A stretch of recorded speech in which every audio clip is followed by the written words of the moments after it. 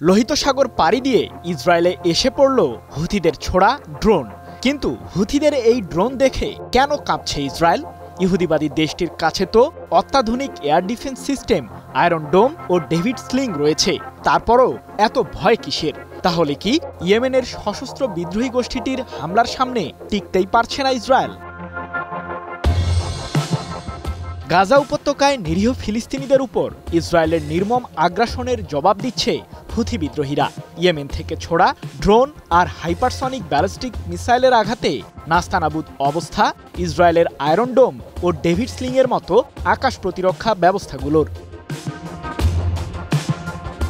ইয়েমেনের বিজ্ঞানীদের তৈরি আত্মঘাতী ড্রোন দিয়ে ইসরায়েলের দক্ষিণাঞ্চলীয় বন্দর শহর আইলাতে হামলা চালিয়েছে হুথি বিদ্রোহীরা।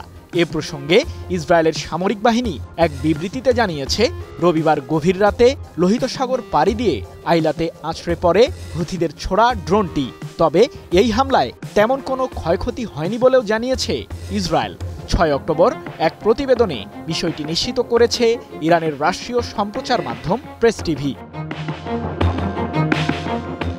এর আগে একই দিন ইসরায়েলের আল কুদস শহরে প্যালেস্টাইন 2 সিরিজের হাইপারসনিক ব্যালিস্টিক মিসাইল দিয়ে হামলা চালায় হুথি বিদ্রোহীরা।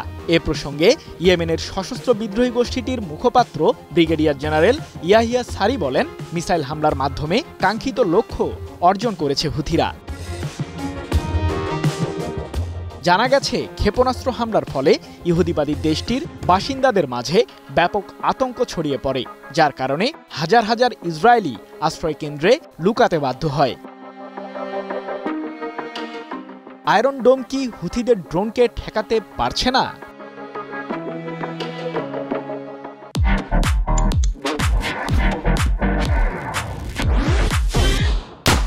ইরানের বিরুদ্ধে ইসরায়েলের সাম্প্রতিক 12 দিনের যুদ্ধে ইহুদিবাদীদের আকাশ প্রতিরক্ষা ব্যবস্থাগুলো সাইবার হামলার শিকার হয়, যার কারণে সঠিক সময়ে ইরান থেকে ছোড়া ব্যালিস্টিক মিসাইল ও ড্রোনগুলোকে শনাক্ত করতে ব্যর্থ হয় আয়রন ডোম ও ডেভিড স্লিং।